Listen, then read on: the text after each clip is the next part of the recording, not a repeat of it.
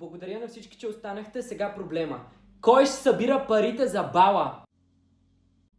Джесика, престани с този телефон. Ако не ти е интересно, напусни.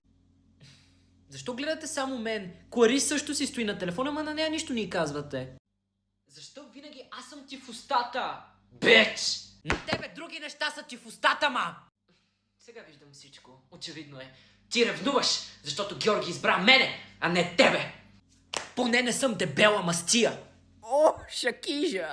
Окей, браво на вас. Още някоя простотия? Големи хора такива?